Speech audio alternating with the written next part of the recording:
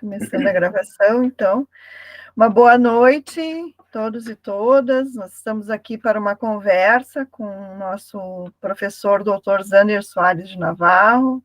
Meu nome é Letícia Maria Chaba, sou coordenadora do programa de pós-graduação em Sociologia. Estou aqui com o professor Sérgio Schneider, meu colega, e o professor Zander Navarro foi nosso professor até 2009, né?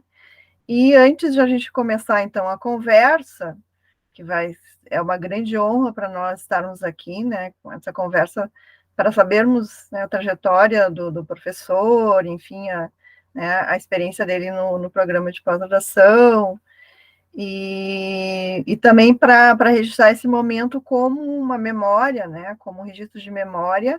Vai ser gravado essa conversa, depois nós vamos disponibilizar no YouTube, em comemoração aos 50 anos do programa de pós-graduação em Sociologia da Universidade Federal do Rio Grande do Sul. Então, vou iniciar com uma breve apresentação. O professor Zander Soares de Navarro, engenheiro agrônomo, tem especialização em economia rural, mestre em Sociologia Rural pela URGS, ambos, engenheiro agrônomo pela Universidade Federal de Viçosa, doutorado em Sociologia pela Universidade de Sussex, Inglaterra, pós-doutoramento em Ciência Política no MIT, Estados Unidos, foi professor visitante nas universidades de Amsterdã, 1986, e Toronto, 1990. Foi professor e pesquisador no Institute of Development Studies, em Brighton, na Inglaterra, professor da URGS entre 1976 e 2001, e atualmente é pesquisador concursado da Empresa Brasileira de Pesquisa Agropecuária, a Embrapa, com residência atual em Brasília. Está aqui, então, o professor Sérgio Schneider, meu colega, também que vai participar desse bate-papo, professor no programa de pós-graduação em Sociologia, e a conversa será gravada, então, está sendo gravada para fins de registro no canal do YouTube do PPGS.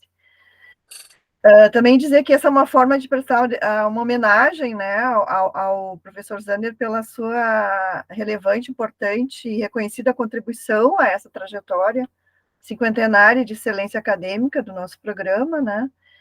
E para início de conversa, então, depois o colega Sérgio pode complementar também. Professor Zander, como muitos no PPGS ainda não o conhecem, né, o senhor poderia contar um pouco da sua trajetória acadêmica e profissional? Por exemplo, o primeiro contato com a sociologia na URGS?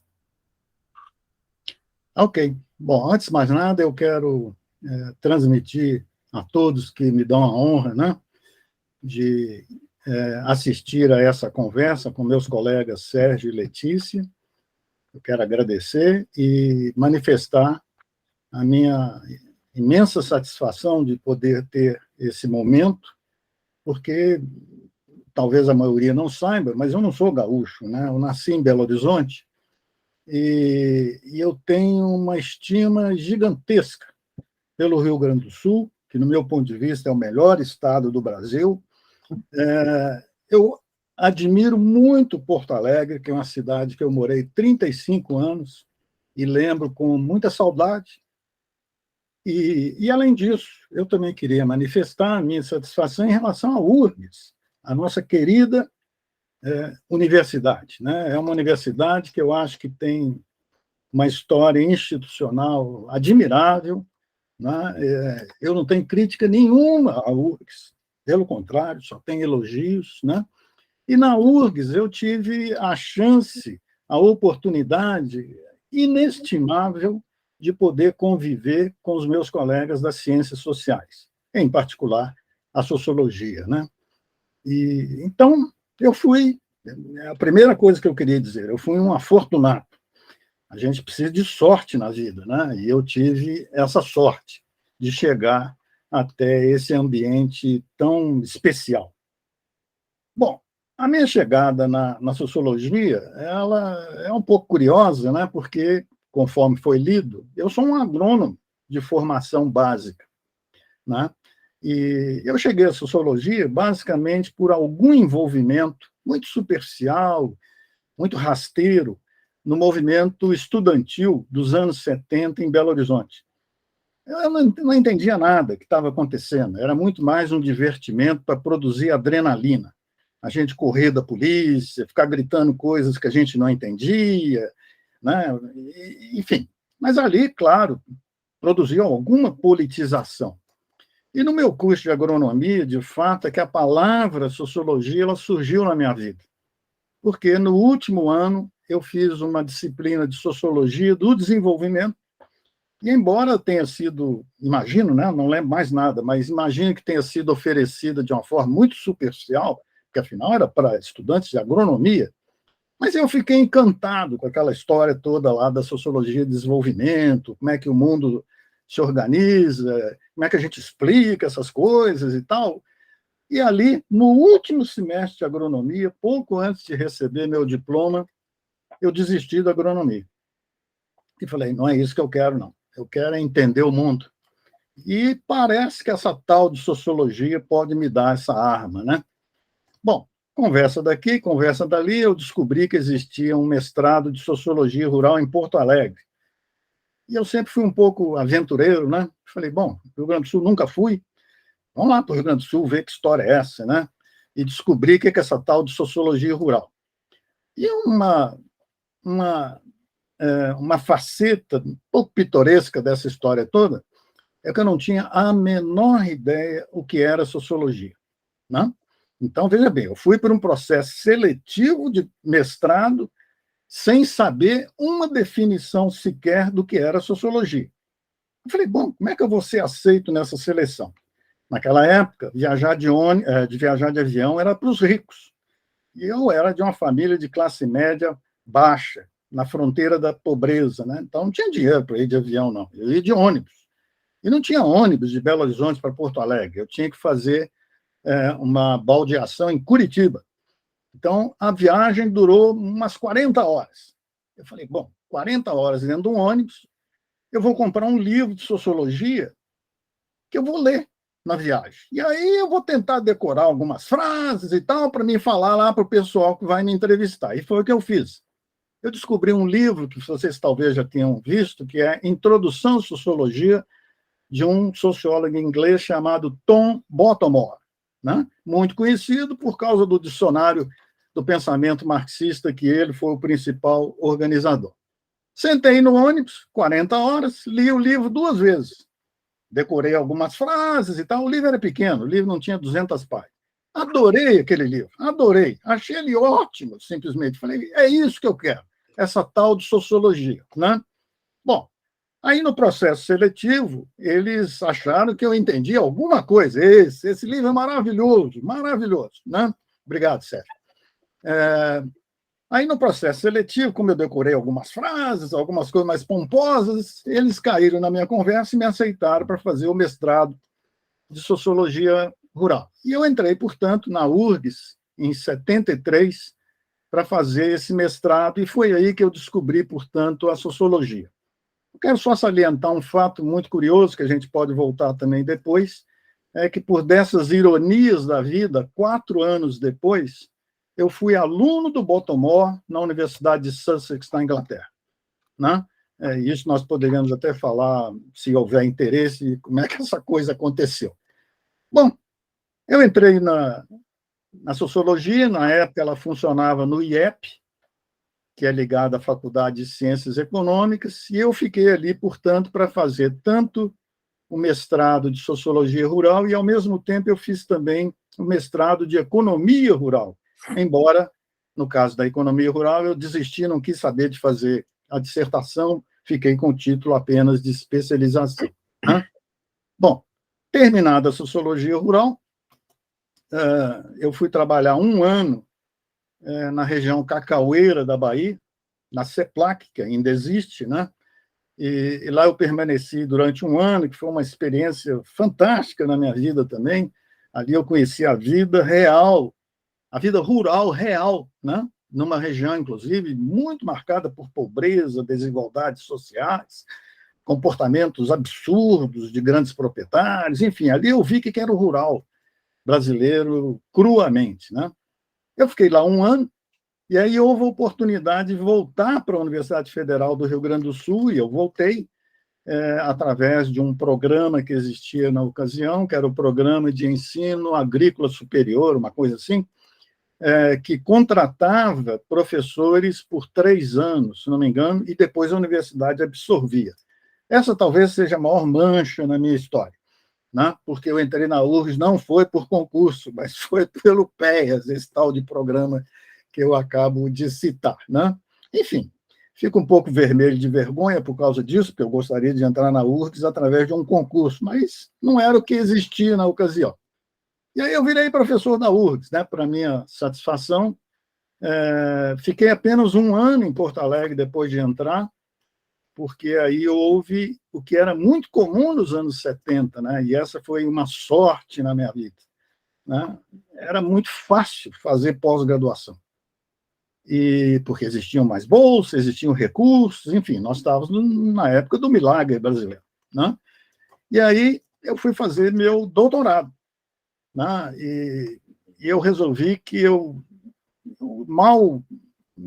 falava inglês de uma forma muito macarrônica naquela ocasião, mas era o que eu sabia.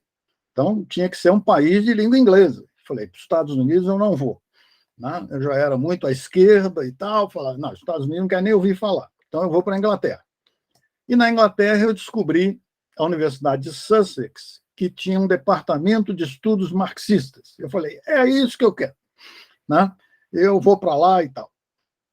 Aí me aceitaram, me deram a bolsa, por incrível que pareça, os militares me deram a bolsa para fazer esse doutorado, né? Lá fui eu. E quando eu cheguei em Sussex, curiosamente, logo depois, a Margaret Thatcher foi eleita, né? E uma das primeiras medidas que a Thatcher tomou foi cortar as verbas, substancialmente as verbas das universidades inglesas. E no caso de Sussex, isso implicou, portanto, que o meu departamento de estudos marxistas também foi extinto, basicamente, né? E aí eu fui para a área lá de sociologia, e foi muito bom isso, né? Na realidade, porque, como eu disse antes, nessa área de sociologia, uma das sumidades que tinham lá, tinham professores maravilhosos, né? Mas uma das sumidades que estavam lá era o Baltimore. Eu fui aluno de 2 cursos dele, né? Um senhor que me impressionava, assim, de uma forma... Eu ficava perplexo nas aulas dele, né? Porque realmente ele era hiper erudito. O Baltimore seguramente foi o maior marxólogo que nós tivemos na história, basicamente. Ninguém foi melhor marxólogo do que ele. Não marxista, um marxólogo, né? Ele introduziu em língua inglesa um grande número de autores de outros países, etc. Ele falava 4 ou 5 línguas, se relacionava com todo mundo, etc. Muito bem. Fiz meu doutorado lá. Por sorte, eu voltei com o diploma na mão, não deixei nada para trás, né? E, ao chegar em Porto Alegre, lado ao mestrado de Sociologia Rural, né? Mas logo depois, eu não lembro exatamente que ano, mas logo depois os colegas da Sociologia do campus, como a gente chamava, me abriram também a porta da Sociologia, e eu fiquei aí nesses 2 programas transitando, embora a minha dedicação tenha sido principalmente para a Sociologia Rural, até que ocorreu a fusão dos 2 programas, né? Bom, aqui caberia talvez um comentário sobre esse período, né?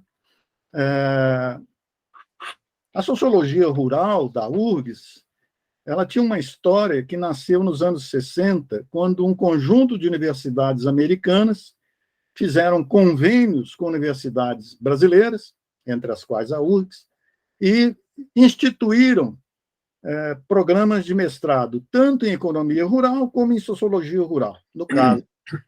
No caso da URGS, né, a universidade que fez isso foi a Universidade de Wisconsin. E evidentemente, é claro, né, que a sociologia que veio para esses programas era aquela que era dominante na época, que era o estrutural funcionalismo, né? Então, o programa de sociologia rural da URGS, ele era estritamente estrutural funcionalista, não é isso?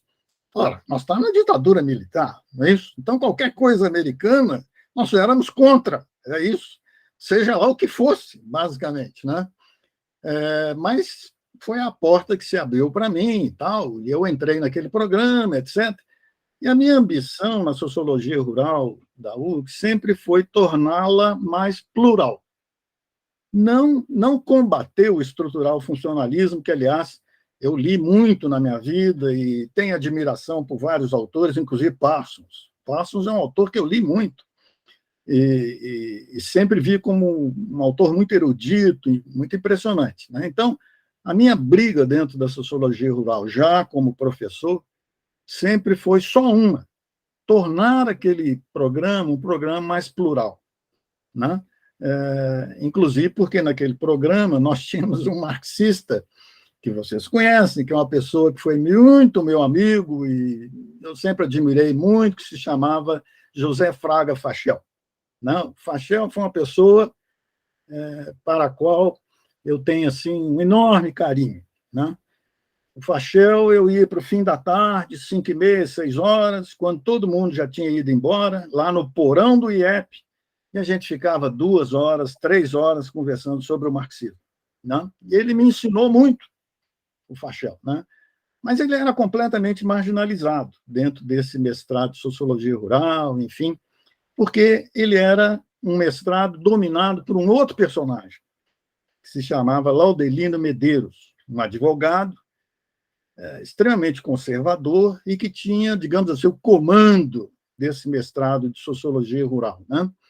E o Laudelino foi meu professor, e meu professor de teoria sociológica, né? E aqui cabe uma outra observação, me perdoe, talvez ele não esteja mais vivo, né? E eu acho que esse comentário é um comentário assim, um pouco descortês, talvez indelicado, mas já que essa é uma gravação que é uma memória, eu vou contar uma historinha meio pitoresca, né? Porque Laudelino, professor de teoria sociológica, né?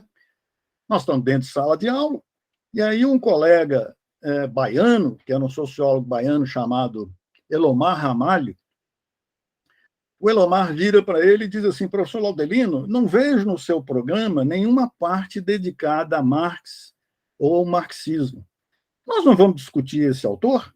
Não, afinal, ele está nos livros aí de teoria sociológica e tal. E a resposta do professor Laudelino foi impressionante, né? Entrou para um anedotário lá do programa, né? Porque ele disse assim: olha, o curso que vocês estão fazendo é um curso científico. Aqui só se fala em ciência. O marxismo é uma religião. Marx é um profeta que, inclusive, tem uma Bíblia que se chama O Capital. Ora, isso não faz parte de ciência. E, portanto, ciência, nada desse que você quer, desses autores ou desse campo, nós vamos discutir no nosso programa. E, portanto, ficou assim. Não, o curso de teoria sociológica teve muito de Durkheim, algumas pinceladas de Weber e acabou. Não teve mais nada, né? O que me despertou ainda mais o interesse, depois no doutorado, de ir para uma universidade onde eu pudesse aprender um pouco mais de Marx, o marxismo e tudo mais, né? Mas voltando ao que eu estava relatando, nos anos 80, nós ficamos muito com essa briga interna lá na sociologia rural, e aqui foi muito importante também um professor que eu também tenho uma tremenda estima, né? Que é o professor Mário Riedel. O Mário também foi um outro lutador, né, para ampliar as possibilidades analíticas, teóricas do pós-graduação, mas, enfim, isso nunca acontece da noite para o dia, né? E só no fim dos anos 80 que, depois de uma série de conflitos, desentendimentos, disputas e tudo mais, que houve a possibilidade de nós começarmos a reformular a sociologia rural, e, com isso, surgiu algo muito óbvio, né? Eram 2 programas de sociologia, sendo que o nosso, da Rural, a essa altura já estava muito mais aberto e muito mais permeável às possibilidades de interação com os colegas do campus, né? Então, essas conversas começaram na virada dos anos 80 para a década de 90, né? E uma bela hora foi possível, no início, eu acho que no início da década de 90, a gente fazer essa formalização, que foi muito boa, né? Porque isso trouxe, portanto, a possibilidade de pesquisas sobre processos sociais rurais no âmbito da sociologia que era do campus, né? Uma pessoa que eu também quero ressaltar que foi importante em todo esse processo foi o professor José Vicente Tavares, dos Santos, né? Porque ele também se interessava por temas rurais, né? A tese de doutorado dele foi sobre os colonos gaúchos que migraram para o Mato Grosso e tal. Então, ele também estava muito presente, digamos assim, nessa comunidade que estudava o rural. Então, e como ele era muito ligado à sociologia do campus, ele também ajudou muito nesse processo de aproximação dos programas e, eventualmente, a sua fusão, né? Então, foi assim que aconteceu essa proximidade entre esses dois programas portanto, enfim, foi assim que a história se organizou, né? No que me diz respeito, voltando talvez só a algum comentário adicional, né? A minha a minha vinculação a esses programas, eu vejo assim como uma enorme sorte na minha vida, né? Porque uma das razões que sempre me impressionou muito na comunidade da sociologia da URGS é que, normalmente, era um grupo muito inquieto, né? Um grupo com muita curiosidade, um grupo muito aberto a novos autores, novas discussões. Enfim, não existia, isso sempre me marcou muito nas ciências sociais da URGS, não apenas a sociologia. Nunca eu vi acomodação, né? Nunca eu vi a preguiça, nunca eu vi o comportamento típico de funcionário público que se acomoda, etc. Já na chegada, antes mesmo de eu sair para o doutorado, né, as ciências sociais elas já tinham 3 comunidades muito ativas, comandadas, de um lado, na sociologia, pelo professor João Guilherme, desculpe, né? Na antropologia, por um grande antropólogo amigo meu chamado Ruben Oliven, né? E na ciência política, por um autor que se tornou muito conhecido no Brasil inteiro, a partir de sua tese sobre integralismo, que foi o Elgio Trindade, né? Então, ali eu já percebi que eram 3 grupos com líderes, né? No caso da sociologia, o Zé Vicente logo também se transformou numa espécie de liderança importante, etc. E grupos de cientistas sociais assim extremamente ativos, no sentido de promover eventos, organizar seminários disso, trazer autores, né? Eu me sentia um privilegiado na URGS, porque inúmeras vezes aqueles autores que a gente via nos livros e nos artigos estavam, de repente, na nossa frente, fazendo palestras, às vezes até dialogando de uma forma mais continuada em cursos, seminários e tudo mais, né? Então a URGS sempre me impressionou muito por esse aspecto e eu tentei me beneficiar na maneira que fosse possível, né? Lembrando, no entanto, um aspecto que acho que poucas pessoas, principalmente os mais jovens, vão perceber claramente, que quando eu fiz meu doutorado no exterior, o grande tema da sociologia chamava-se movimentos sociais, né? E eu não vou entrar em nenhuma consideração pretensamente analítica aqui para explicar porquê, nem nada, até porque isso é de uma certa obviedade, né? Mas nos anos 70, eles estimularam muito, no mundo teórico, analítico, da sociologia, o tema dos movimentos sociais. E, claro, quando eu fiz o doutorado, eu fui muito influenciado por esse tema, né? E, ao voltar para o Brasil, nós estamos no fim do regime militar e, portanto, uma série de manifestações sociais começaram a surgir e algumas delas acabaram se transformando em movimentos sociais estrito sensu, né? E aqueles rurais, praticamente todos eles nasceram no Rio Grande do Sul. Então, eu volto com essa aspas, bagagem teórica, analítica e tal, conceitual, e chego no Rio Grande do Sul, onde estão nascendo movimentos sociais rurais. Né? Bom, eu tenho que me aproximar desses movimentos sociais, tenho que entendê-los, isso é o meu trabalho, é o meu ofício. Né? E isso me permitiu, portanto, ao longo dos anos, principalmente dos anos 80, né, que eu me tornasse muito próximo dessas manifestações sociais que ocorriam em regiões rurais, em particular no sul do Brasil, e especialmente no Rio Grande do Sul. É por essa razão, por exemplo, que eu passei a conhecer intimamente, por exemplo, o MST. Né?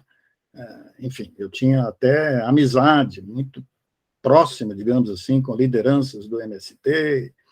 Aqui, inclusive, eu posso abrir um parênteses, fazer mais uma observação, um registro para a história, né? Porque o MST teve interesse de obter aliados na URGS. A URGS tinha muita gente de esquerda e tal, então não era muito difícil o MST chegar na universidade e obter apoio de várias formas, e por aí vai. Bom, e lá pelo fim dos anos 80, né, eu fui capaz de desatar uma bomba. Qual era?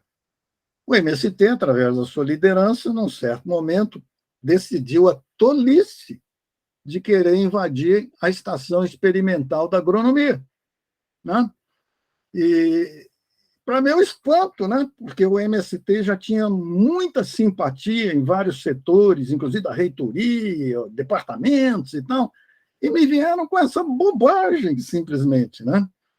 E eu lembro muito bem o meu desespero, que foi participar de várias reuniões para tentar convencer a liderança do MST para não fazer isso, porque jogaria por terra todo o apoio que eles já tinham angariado no âmbito da Federal do Rio Grande do Sul. Né? Então, finalmente, lá pelas tantas, depois de várias reuniões, o MST percebeu que, enfim, não era por aí, que invadisse outras coisas, mesmo a estação experimental da URGS, que era uma amiga do movimento. Né? Mas eu estou contando isso também apenas para salientar o fato de que boa parte dos anos 80 eu participei muito de iniciativas desses movimentos sociais, todos eles, sindicalismo rural, MST, né? Movimento de barragens, que nasceu também ali no norte do Rio Grande do Sul. Eu me orgulho muito de ser um dos pouquíssimos homens que esteve na inauguração do movimento de mulheres trabalhadoras rurais em Passo Fundo, em 86, né? E ali também eu desenvolvi muitas amizades e tudo mais. Agora, isso nos anos 80, digamos assim, prejudicou um pouco a minha história acadêmica. E isso é fácil de perceber, é só olhar o meu currículo.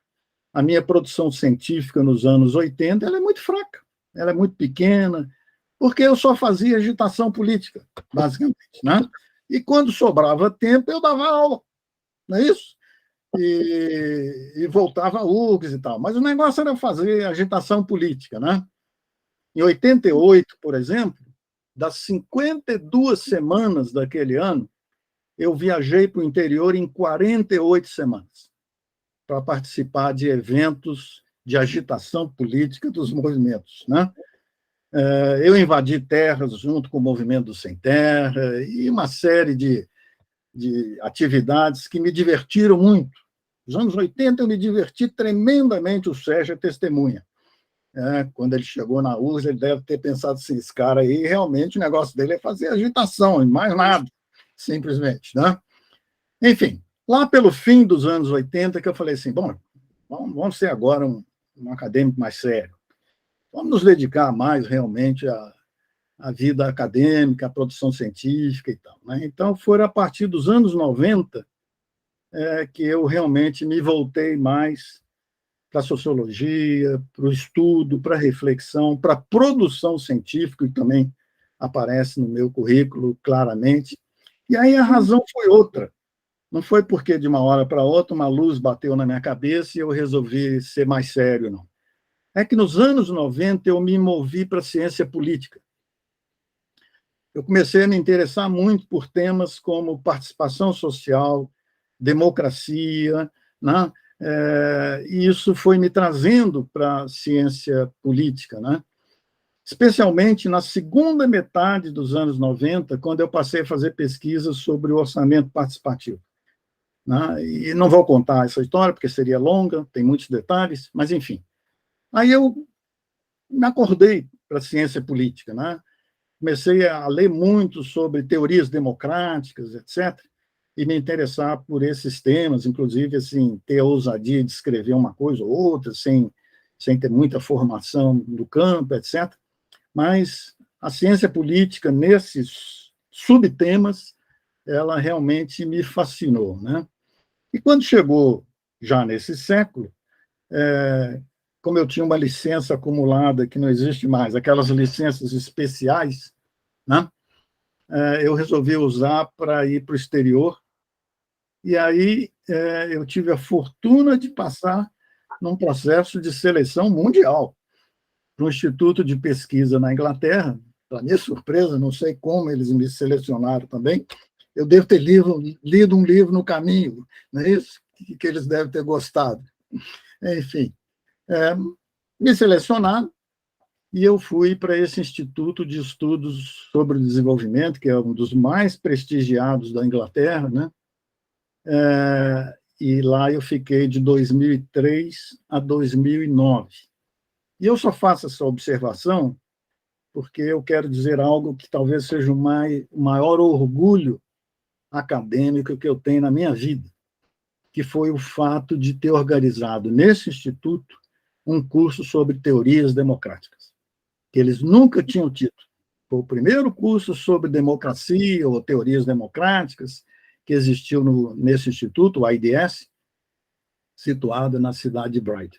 E eu fui professor desse curso durante 3 anos, antes de desistir de continuar para lá e voltar para o Brasil, né?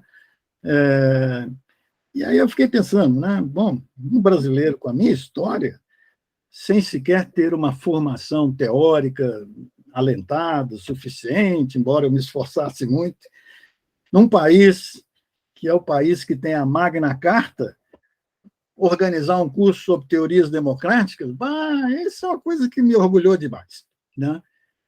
Eu realmente vejo isso assim com uma grande, se me perdoem, com uma grande vaidade pessoal, né? Bom, na volta para o Brasil, logo depois, eu resolvi me aposentar por uma razão familiar. Minha esposa, que era professora na URGS, ela estava condenada, porque ela teve um câncer de alta letalidade.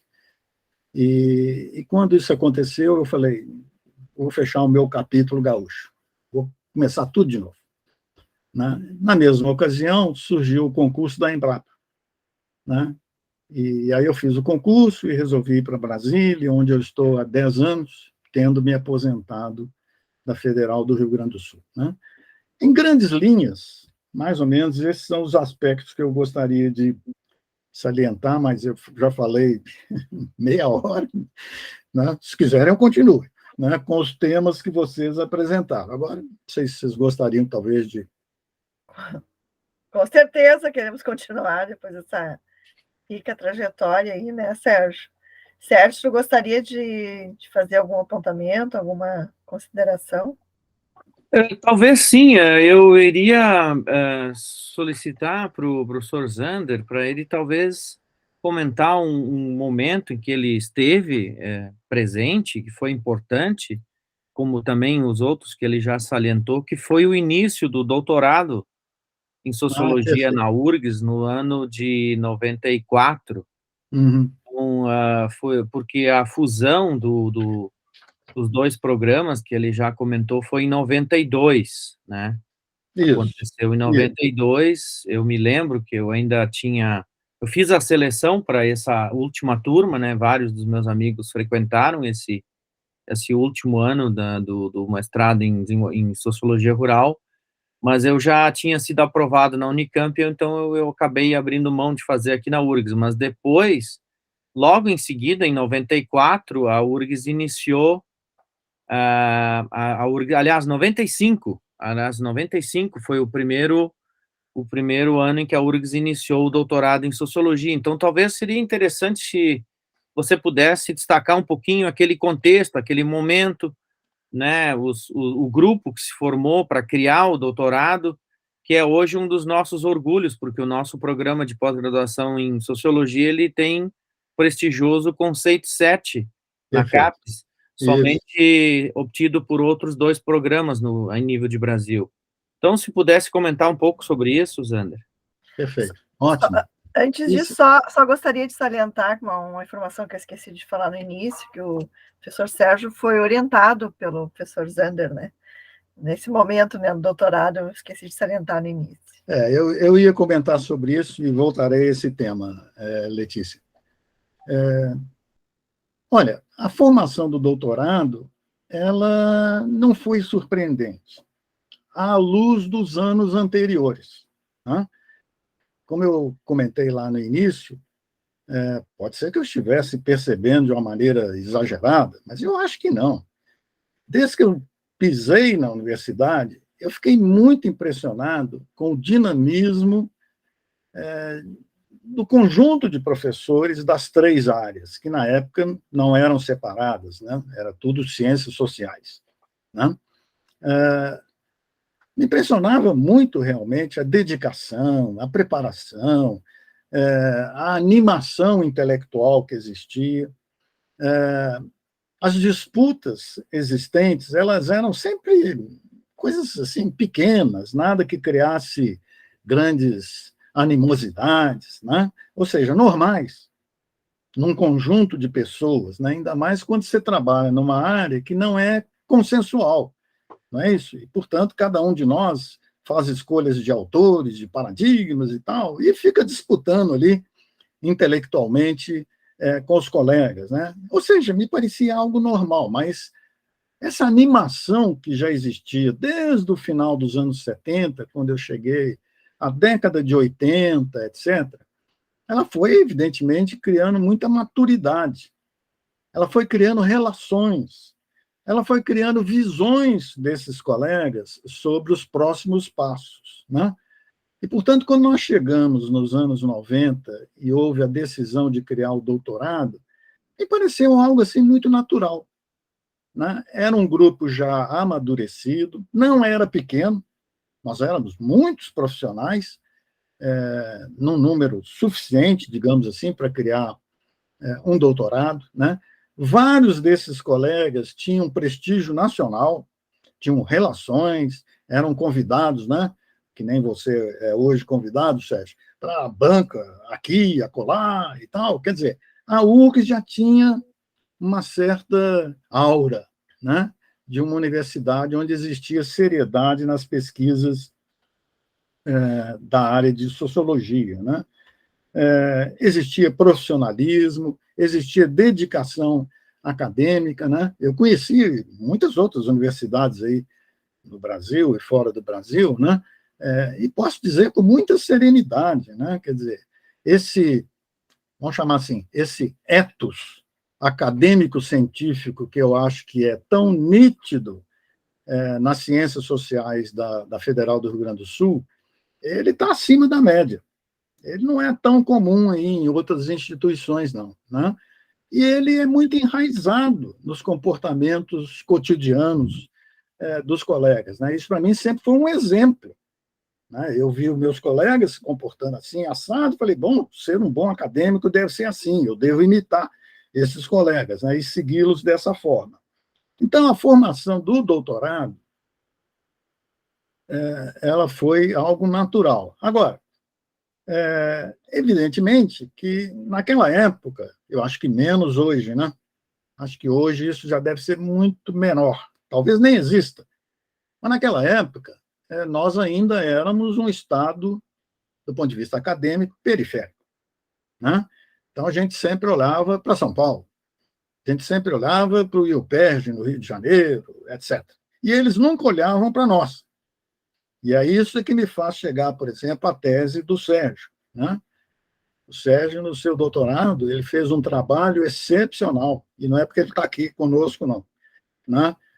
Ele estudou um tema que é um tema muito importante para você analisar quando existem processos sociais de crescimento e expansão da economia agropecuária, que é a multiplicação de formas de ocupação, e muitas dessas ocupações, cada vez mais, são ocupações rurais não agrícolas, né? E isso tudo, na literatura, tem um nome que se chama pluriatividade, né? E a tese de doutorado do Sérgio é o melhor trabalho, disparadamente, que nós temos no Brasil sobre esse tema. Agora, posso dizer isso com muita serenidade. O Sérgio não teve o reconhecimento na academia, entre os colegas, que ele merecia ter, né? Várias e várias vezes cai na mão um artigo, um trabalho e tal, sobre pluriatividade, que sequer citava os trabalhos do Sérgio depois transformados em livro. Quer dizer, mostra, portanto, um pouco esse colonialismo acadêmico que no passado era tão forte, né? Ou seja, o centro do país volta para o seu próprio umbigo e ignora o resto, basicamente. Nós que estávamos, né, na periferia, a gente olhava para o centro. Eu acho que isso hoje é muito pequeno, diminuiu muito, né? Eu acho que hoje já tem uma interação muito mais madura nesses campos e há reconhecimento, né? A minha experiência pessoal, por exemplo, eu poderia trazer aqui várias historietas por esse ângulo, né? Mas eu vou citar, por exemplo, um caso que é emblemático, porque é uma pessoa também que eu admiro profundamente, né? Mas a minha relação com o professor José de Souza Martins, considerado talvez um dos maiores sociólogos que nós temos na nossa história, né? Na minha opinião, ele é o maior sociólogo brasileiro de todos os tempos, na minha opinião, né?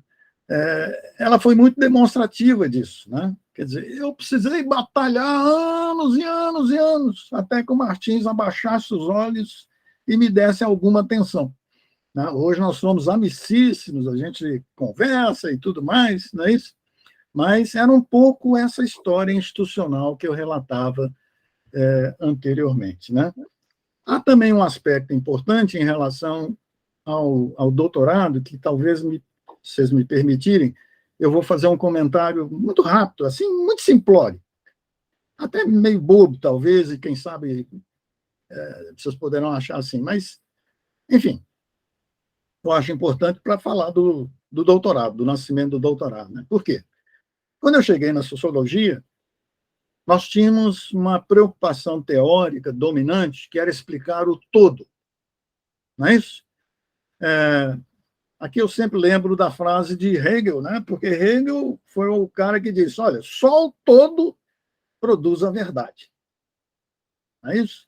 A parte colabora para a compreensão do todo, mas a parte jamais produzirá a verdade. Então, a filosofia hegeliana é muito um esforço de procurar a verdade através da totalidade, né? E nos anos 70, o que nós tínhamos na sociologia? Nós tínhamos, na realidade, campos teóricos que procuravam explicar essa totalidade. Não é isso? O que foi desmoronando ao longo da década de 70, e nos anos 80, vocês devem se lembrar bem também, nos anos 80 nós tivemos uma crescente disputa, né? Contrária, hostil a esses paradigmas que existiam anteriormente, né? Primeiramente, o estrutural funcionalismo, que quase que desapareceu nos anos 80, né? Depois veio o ataque ao próprio marxismo, particularmente na sua feição estruturalista, né? E Weber menos, porque Weber sempre ocupou uma posição um pouco mais oculta, digamos assim, nessas disputas tão fortes, né? Bom, e aí nós entramos nos anos 90, meio assim, sem ter aquelas cartas explicativas do mundo que a gente tinha lá nos anos 70, simplesmente. Nós entramos num período que foi assim, bom, e agora? Quem que eu vou segurar? Quem que eu vou buscar? Habermas vai ser o autor? Bourdieu vai ser o autor? Quem que eu vou me agarrar aí para explicar a totalidade, né? E nos anos 90, o que surgiu realmente foi um fenômeno muito impressionante, que todos nós lembramos com nitidez, né, que foi o fenômeno da globalização. Né?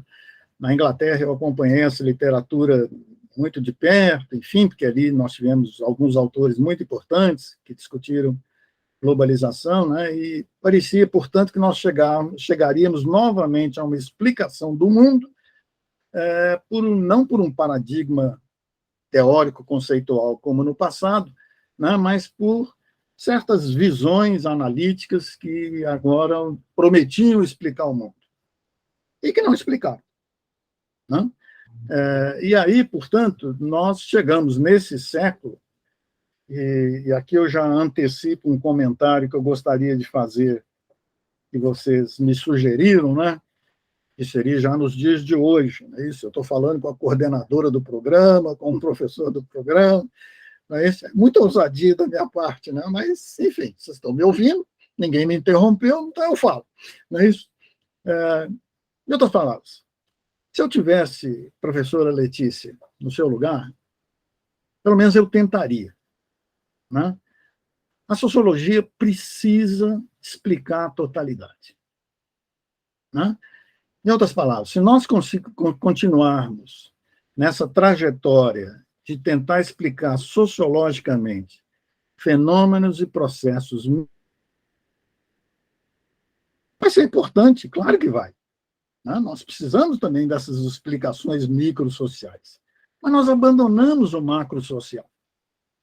Né? Nós nos sentimos impotentes atualmente de olhar para a totalidade e dizer, eu explico a totalidade dessa forma, usando esses instrumentos conceituais, teóricos, etc. Eu acho que nós temos que fazer um tremendo esforço novamente, e aí o melhor lugar para isso é um programa de pós-graduação em sociologia, né, que estabeleça uma agenda, não só de pesquisa, mas uma agenda de interlocução, né, com autores, com livros, etc., que nos permita novamente entender o mundo, basicamente. Né? Eu sinto muito isso hoje em dia, né? Tentar olhar para a literatura sociológica e dizer assim, onde eu me agarro para explicar o mundo realmente, né? E vejo que, infelizmente, o que era a promessa dos anos 70, que me animava tanto, né? Essa promessa dos anos 70 não se configurou. Agora, é obrigação da sociologia. Né? Essa ciência ela existe para explicar os comportamentos sociais e, portanto, para explicar a estrutura social, ou se a gente preferir usar o termo, para explicar o mundo, ou a vida humana, se nós quisermos dizer assim. Né? E a sociologia não está cumprindo esse papel, basicamente. Né? Então, eu acho que esse é um desafio que um conjunto de colegas tão bem formados, tão bem relacionados no mundo da pesquisa, da ciência, da sociologia, como é o pós-graduação de sociologia da URGS, esse poderia ser um dos grandes desafios. Né? Contribui daqui, constrói dali, vai formando, portanto, esses passos gradualmente, né? E vai começando a oferecer interpretações que são mais amplas, que são mais abrangentes, né, que são mais desafiadoras, mesmo que sujeito a críticas, etc. Mas é assim que a gente caminha, realmente. Né? Nós não podemos continuar nessa pauta identitária, microsocial, apenas. Ela é importante, não tem nenhuma discordância sobre isso, mas ela é insuficiente. Né? E aí eu acho que o pós-graduação de Sociologia da URGS teria essa possibilidade. Tomara que eu ainda viva anos suficientes, né, para ver que vocês estariam caminhando nessa direção e fazendo contribuições para que a gente possa ter essa compreensão mais sólida. Tenho essa mesma preocupação, eu tenho essa mesma preocupação, já está anotado aqui, eu tenho essa mesma preocupação, com certeza. Mas só para fazer agora para a gente, para nos organizarmos aqui, eu tenho a conta, né, no Drive, mas eu não sei se às vezes em 1 hora fecha a sala. Então, eu já mandei para os e-mails, vocês dois, Mas a gente pode continuar, ainda não tive nenhum aviso, mas é igual eu já mandei para o e-mail de vocês uma outra sala. Nós podemos continuar nessa, né? Caso que essa for fechada, ou a gente já vai para outra. O que vocês acham? Olha, a única coisa que eu queria dizer é o seguinte, né? Eu tenho mais meia hora, porque 8h30 eu tenho que buscar meu enteado na escola. E aí depende de vocês, portanto, né? Se não, eu posso usar os minutos finais que a gente tem aqui, que vocês também fizeram essa parte do roteiro, eu gostaria de deixar uma mensagem final, digamos assim, para a comunidade, né? Se vocês acharem que a gente encerra. Não é para encerrar, eu quero continuar, mas aí vamos. A gente pode, quem sabe a gente vai para outra sala já garantimos então esse tempo sem estar nos preocupando com. Vocês é que sabem. Talvez aí, só para concluir, talvez a gente, se o Sérgio concordar, o Sérgio deve estar exausto, né? Mas se ele concordar mais alguns minutinhos, aí a gente pode... tudo bem. Eu cancelei meu futebol que eu tenho às terças à noite. Cara, isso você não devia ter feito nunca. Mas, enfim, não, porque aí eu posso fazer um comentário muito mais sobre o rural, que a gente não falou sobre o rural. Isso falta. Tem uma... Então tá, eu coloquei... Quem sabe a gente segue, Letícia. Quem sabe a gente segue, se não cair, aí se cair a gente clica nesse novo link, senão a gente continua aqui, porque depois tu pode editar essa gravação. Claro. Bom. Daí, para mim fica melhor que é uma só gravação do que duas, né? Tá bom. Bom, de qualquer forma, então já está o link da nova sala, se for necessário, no e-mail de vocês, a gente segue nessa, então. Eu acho que a gente poderia partir, então, para a questão do rural mesmo, né? E como o senhor já... Você já... Porque, ótimo, excelente, obrigado, então. Eu acho importante fazer essa observação, já que esse é um registro histórico e tal, né? E também porque tem a presença do Sérgio, que é um nome reconhecido, hoje eu diria internacionalmente, né, Sérgio? Já não é só no Brasil. Porque, enfim, nós temos uma trajetória, e aqui não apenas eu e o Sérgio, mas muitas outras pessoas, enfim, toda a comunidade que se interessa por esse mundo rural, né? Especialmente aqueles que têm mais tempo de pesquisa, de trabalho e tudo mais. Enfim, nós temos várias leituras, várias interpretações, etc. E uma pessoa como eu, que já passou dos 70 anos, e que estou há 50 anos nesse campo, né? Meio século já de pesquisa sobre o rural brasileiro, etc., alguma convicção a gente desenvolve, por pequena que seja. Bom, e a minha história, até por alguns detalhes que foram aqui relatados, ela poderia indicar, digamos assim, uma visão sobre o rural brasileiro bem diferente daquela que hoje eu defendo, que está, inclusive, nas coisas que eu escrevo e tudo mais. E, por essa razão, inclusive, vamos dizer assim, muito criticadas, não por todos, né? Tem também quem me elogia, mas, enfim, eu recebo também muitas críticas de colegas, porque é uma narrativa, ou é uma interpretação, melhor dizendo, que não é hegemônica. Pelo contrário, ela é muito marginal em relação ao que é dominante. O que eu quero dizer com isso? O que eu quero dizer com isso, para usar uma expressão muito banal, corriqueira, é que o que nos motivou como estudiosos do rural brasileiro, lá dos anos 70, anos 80, anos 90 também, que era a questão agrária nos seus moldes clássicos, né? Essa questão agrária, para mim, ela deixou de existir, basicamente, né? Inclusive, assim, eu tenho escrito sobre isso, não tenho tido hesitação sobre isso, né? E, obviamente, legal. E, obviamente, isso gera controvérsias, para dizer o mínimo, né? Críticas, controvérsias, polêmicas e tudo mais, né? Ou talvez falando de uma forma ainda mais simples, né?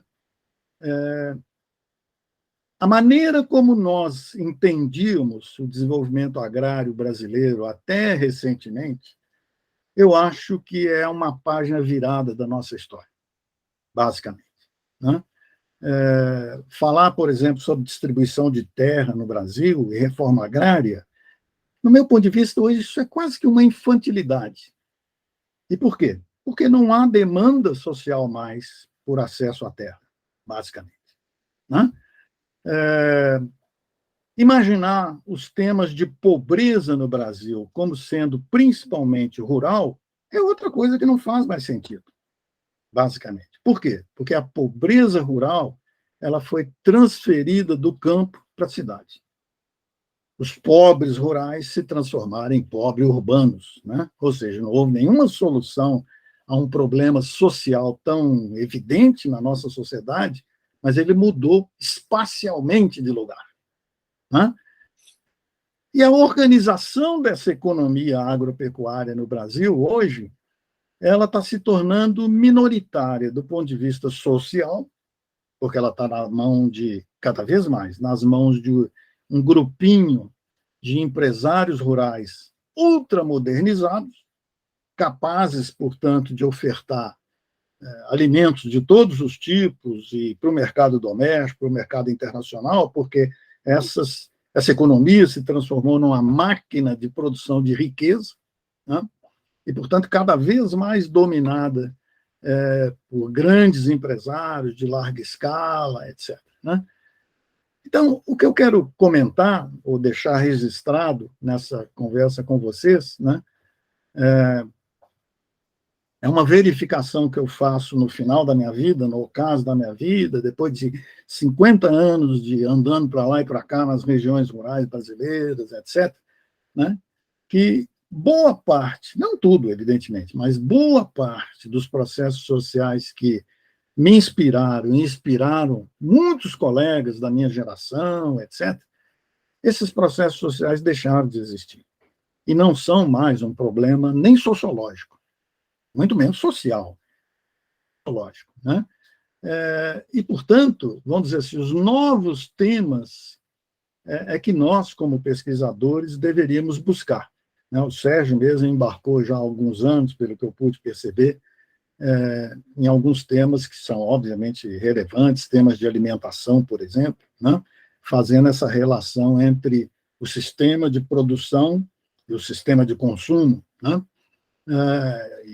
Isso obviamente, é algo moderno, vamos dizer assim, é algo atual e cada vez mais necessário, etc. Né? Agora, a maior parte da comunidade de pessoas que trabalham com rural ainda não percebeu que esse mundo do passado não existe mais, basicamente. Né? Eu vejo muito isso quando eu procuro, por exemplo, anais de congressos, essas coisas, e vejo que há uma repetição da mesmice do passado, né? Uma mesmice que levanta dados, informações, etc., e algumas análises extremamente rasas, superficiais, né? Sem perceber, e aqui eu volto novamente, se me perdoe, sem perceber o todo, sem perceber a totalidade. Né? Esse livro que eu enviei para vocês, que é recente, né, é uma demonstração disso, basicamente. Né? O que vocês têm ali? Vocês têm 7 autores velhinhos. Né? O primeiro critério que eu usei para convidar os outros 6 autores para aquele livro foi o seguinte: quantos anos você tem? Menos de 70, eu não aceito. Então, todo mundo ali tem mais de 70 anos. Né? E, obviamente, são colegas que fazem pesquisa, que nem eu, né? Há 50 anos. Então, acumularam. Mas o que aquele livro demonstra claramente?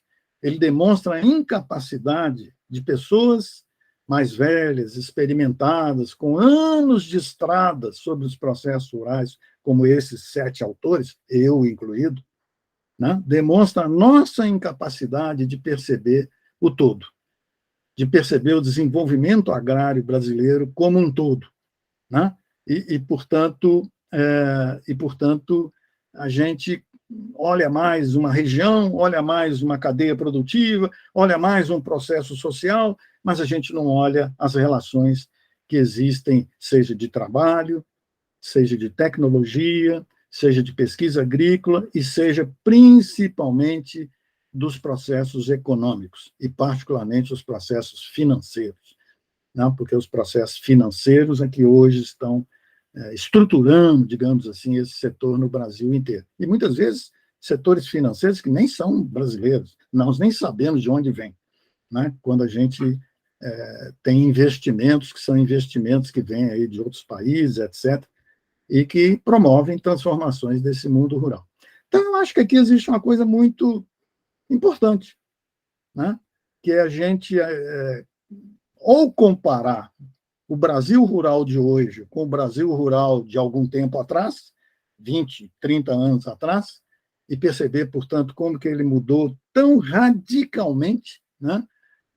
Mas, ao mesmo tempo, a gente abrir essa caixa do Brasil rural de hoje e explicar, e interpretar, e oferecer, portanto, as suas características principais, inclusive do ponto de vista da análise sociológica, né? Então, esse é o comentário que eu ainda gostaria de deixar registrado, porque, afinal, esse foi o meu campo de estudos da minha vida, né? Ainda vou continuar escrevendo alguma coisa, mas, enfim, eu já estou quase aposentando. Enfim. Sérgio, tu gostaria de abordar algum aspecto? Bom, daquele conjunto de questões temas que a gente havia, né, pensado, eu acho que de uma forma geral a gente passou, né, por uma série de questões, né? Enfim, né? Talvez fosse interessante solicitar um comentário do professor Zander sobre, já que ele conviveu durante tanto tempo dentro de um programa de pós-graduação em sociologia numa universidade, né, e hoje ele está dentro de um outro ambiente, que é a Embrapa, né, onde também se faz pesquisa, né. Então, talvez a minha pergunta fosse um pouco sobre o próprio fazer ciência, né. O que distingue o fazer ciência numa universidade, num programa de pós-graduação, do fazer ciência em outros ambientes? No caso aqui pode ser Embrapa, mas também pode ser outros espaços, né. E nesse esquema, nessa forma de pensar comparativamente, talvez eu incluísse uma solicitação de um comentário sobre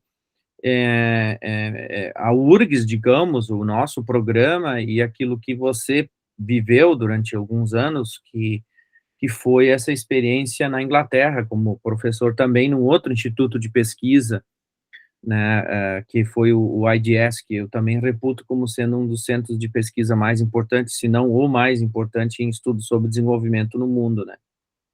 E aí é um pouco isso, né, uma coisa que inquieta, a mim pelo menos me inquieta muito, é que o fazer científico nos dias atuais, ele mudou muito, né, a gente tem métricas que nos fazem são parte do nosso cotidiano, como, por exemplo, as avaliações periódicas da CAPES, a medição da produtividade individual do corpo docente, e aí, por exemplo, tem uma questão que entre nós, aqui no PPGS, é ainda tema de debate, já faz alguns anos, por exemplo, produção em coautorias com os estudantes, particularmente de doutorado ou não, né? Em outros ambientes no Brasil, por exemplo, na sociologia, existem posições bastante contrárias a isso, né? O pessoal acha que não, o sociólogo, o cientista social, ele deve autorar os seus trabalhos de forma individual e não de forma compartilhada, como nas ciências exatas, né? Então, a minha pergunta é um pouco isso, né? Esse espaço de convivência do fazer científico hoje. E do meu ponto de vista pessoal, aí já talvez só para incorporar um pouco essa pergunta, é a necessidade de conexão com redes internacionais, né? Que é outro tema que nos pressiona, né? A gente vem discutindo há vários anos para manter esse conceito 7, uma das pressões que a CAPES faz é a tal da internacionalização, né?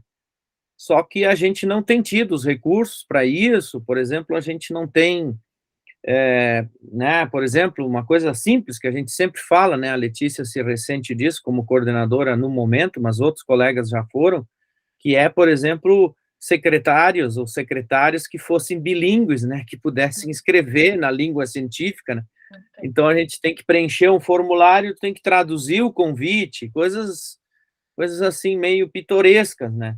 Então, É. já que a gente está conversando nesse momento, talvez uma discussão, um tema que eu gostaria de ouvir um pouco a tua opinião, durante esse período na Embrapa e mesmo fora do país, como é que tu perceberias isso? Por onde os programas poderiam caminhar? Não sei, talvez a Letícia, que está vivendo hoje esse dilema aí da coordenação, pudesse completar alguma coisa. Sim, o meu interesse é também, pegando a carona aí com o que o Sérgio falou, é como é que anda a docência, se você ainda está, enfim, né, na Embrapa, trabalhando com docência também, né, e se a partir, então, desse lugar, né, se você participa de redes de pesquisa, né, nacionais e internacionais, então, como é que está esse momento profissional, né, após a saída da URGS, né, momento mais atual. Ok. Bom, muito obrigado. São vários temas, né? E alguns deles nos levaria a uma conversa bem mais extensa, muito mais multifacetada, etc., né? Por exemplo, o que é fazer ciência? Né? Eu sou de uma geração onde isso era muito claramente definido, o que era fazer ciência. Existiam os autores mais conhecidos, né? Nos anos 70, particularmente, inclusive uma parte desse debate nasceu lá em Sussex, né? Nos anos 70 houve uma riquíssima discussão sobre o modo de fazer ciência, né? Enfim. Vamos dizer assim, os cânones da prática científica que foram estabelecidos naquele período, a década de 70, mais ou menos entrando um pouco na década seguinte, eles mudaram muito em relação ao que nós temos hoje, né? Eu confesso para vocês que muitas coisas que às vezes eu leio, eu não me reconheço, né? Eu fico muito surpreso, porque eu fico pensando, mas isso é ciência? Né?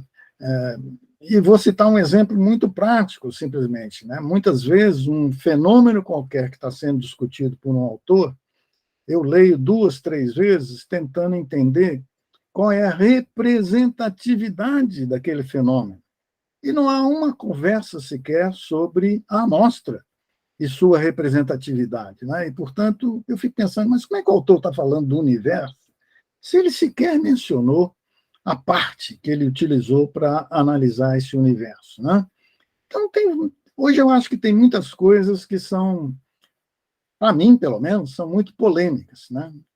E aqui eu posso até fazer um comentário, então, noutra parte do que o Sérgio mencionou, que talvez vocês fiquem um pouco surpresos, né? Porque quando eu fui para a Inglaterra, é evidente que eu também senti um tremendo orgulho, né? Porque eu falei, cara, eu vou ser professor num país do primeiro mundo. Uau! Que coisa impressionante, não sei o quê e tal, né? Cheguei com total entusiasmo lá no IDS, em Sussex, né? Onde eu fiquei 9 anos. Por que eu não renovei, depois do último ano, o meu contrato? Porque eu não aguentava mais a falta de seriedade, simplesmente, que eu percebia. O baixo nível das análises, não de todos, evidentemente, mas de um grande conjunto dos pesquisadores, e vou dizer mais, né? Lá pelos 3 ou 4 últimos anos que eu fiquei no IDS, eu me perguntava quase que todos os dias o seguinte, o que eu estou fazendo aqui? Porque a sociologia ou as ciências sociais que a gente tem no Brasil é melhor do que a que é feita por esses meus colegas aqui, né? O que tinha por trás disso? O que tinha por trás disso, basicamente, era dinheiro. O IDS vivia basicamente de consultorias, né? De recursos que às vezes eram públicos, às vezes eram privados, para fazer tudo, simplesmente. Então, o colega que estudava saúde pública no Cazaquistão hoje, no dia seguinte, ele estava estudando processos educacionais na Guatemala, né? E aí eu poderia citar. E, obviamente, vocês podem imaginar, isso é impossível, né? Não tem como realmente você ter profissionais que possam fazer pesquisas sobre tudo em qualquer lugar. Mas essa era a nossa obrigação, né? Eu mesmo me envolvi em alguns projetos que, enfim, fui forçado a participar, onde eu disse para o meu chefe lá, escuta, mas eu não entendo nada sobre isso. Não, Zanda, segue esse roteiro aqui, ó, essas perguntas e tal, e tá bom. Né? Ou seja, o que isso produzia? Superficialidade. Né? E eu fui me desencantando com a AIDS. E foi por isso que, num certo momento, disse, aqui não fico mais. Chega. Cansei, simplesmente. Bom, além do AIDS, o Sérgio conheceu, tem o campus da Universidade de Sussex, onde eu também conhecia vários professores e acompanhava mais ou menos a vida acadêmica da universidade. E eu percebi também que na área de ciências sociais, especialmente nesse século, né, passou a prevalecer um populismo simplesmente insuportável, basicamente, né? E, portanto, muita superficialidade também, etc. Então, eu acho assim, só para concluir, né, sem me estender em demasia. Um tema que eu não vou falar mais é o que o Sérgio apontou inicialmente, que é fundamental. Como fazer ciência rigorosa, relevante, nos dias de hoje, sobre os processos sociais, ou em sociologia. Né? Eu não tenho resposta a essa pergunta. Né? E aí eu só acho assim, que esse é um tema fundamental e que, obviamente, um programa de pós-graduação em sociologia deve fazer todo o esforço para buscar algumas respostas que sejam razoáveis. Né? Eu sou de outra geração, né? Eu aprendi a fazer ciência de outra maneira, não vou mudar mais. Não é isso? Eu faço assim ou não faço, porque foi o que eu aprendi. Né? Eu já não tenho idade mais para mudar essas coisas. Bom, a outra coisa, e aí talvez eu vou para o meu comentário final, se vocês me permitirem, a outra coisa diz respeito, novamente, à sociologia na URGS. Né? A sociologia, ela me permitiu, primeiramente, trabalhar com a mais importante de todas as disciplinas, que é a sociologia. Né? Eu sempre disse isso para todos os cursos, meus alunos e todos os lugares onde eu trabalhei. Escuta, essa disciplina, por exemplo, passei 35 anos falando isso para os alunos da agronomia, não para cativá-los, mas para dizer para eles o seguinte, olha, a sociologia rural é a mais importante disciplina do curso de vocês. Por quê? Vocês não vão trabalhar com sociologia, com tecnologia, vocês vão trabalhar com pessoas. E, portanto, vocês têm que entender comportamentos sociais. Né? Bom, se nós olhamos a trajetória da sociologia, o que ela se propõe? Ela se propõe exatamente a explicar, interpretar os comportamentos sociais, a estrutura social, a sociedade, como ela se organiza, etc. Né? E se a gente olha bem, a gente, como foi dito antes, né, nós não chegamos a ter essa resposta de uma maneira muito satisfatória, na forma de modelos teóricos que sejam mais ou menos amplamente aceitos, etc. Ou seja, nós temos aqui um desafio, um problema. Agora, isso não significa que esse fenômeno não possa ser explicado. Né? Então, é por essa razão que eu acho que a sociologia é a mais importante de todas as disciplinas, porque ela se propõe a explicar, interpretar, jogar luz, né, sobre algo que é muito desafiador, e seguramente muito mais desafiador que vários fenômenos que são típicos de outras disciplinas, por exemplo, das ciências tecnológicas, naturais, etc. Né? Então, para mim, foi uma fortuna entrar na sociologia. Né? A segunda fortuna que a sociologia me permitiu foi conhecer o Rio Grande do Sul, foi viver em Porto Alegre, foi conviver num estado que é um estado que eu admiro tanto, gosto tanto, etc. Né? O terceiro aspecto foi trabalhar na Universidade Federal do Rio Grande do Sul, sobre a qual eu já falei. Né? Realmente, essa é uma grande universidade. Né? Eu acho que a URGS tem tudo para se orgulhar da sua história, da sua organização, do que ela já conseguiu até hoje em várias áreas, né? Que são áreas de excelência, que são muito boas, etc. Então, isso também foi uma sorte, né? Porque eu poderia ter entrado numa instituição muito mais degenerada ou fraca, etc., né?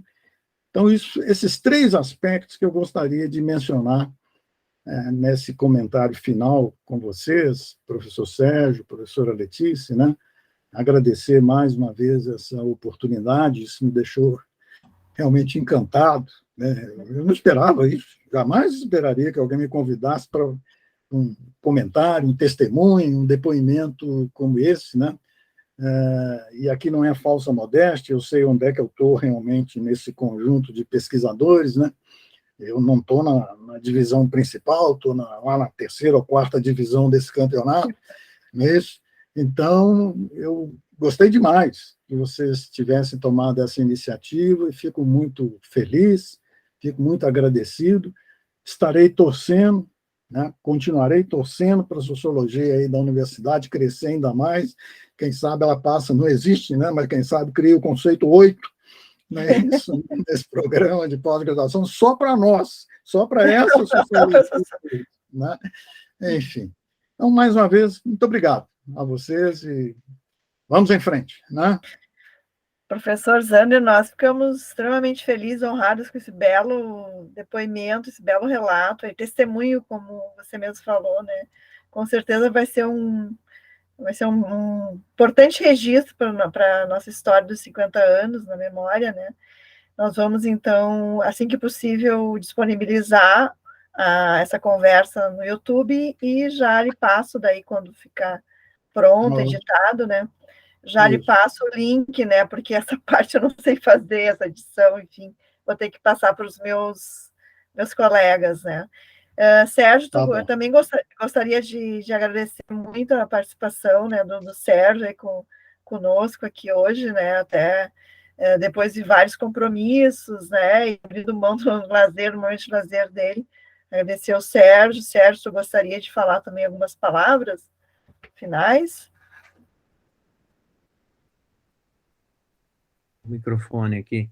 Sim, eu gostaria igualmente de me somar aí às palavras da nossa coordenadora, a professora Letícia, um agradecimento ao Zander pela contribuição que ele deu ao programa, que foi relatada aqui hoje. Eu tive o prazer de conviver muito proximamente com o Zander durante boa parte dessa trajetória dele, e posso dizer a ele que a seriedade com que ele encarou o trabalho dele como docente, em primeiro lugar, como pesquisador, ele foi sempre muito respeitado, muito apreciado pelos seus alunos, né? Eu o conheci em 86, né?